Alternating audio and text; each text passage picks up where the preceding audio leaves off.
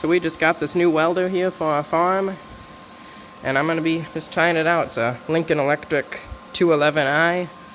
I got it all set up for what I'm welding on. We're doing some .035 flux core.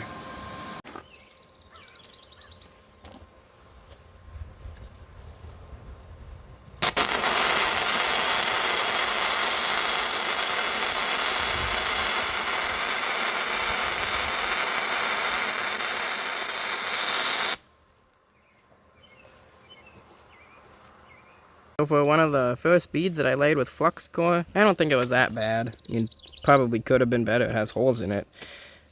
But I'll just keep practicing, and any tips that any of you guys have would help a lot.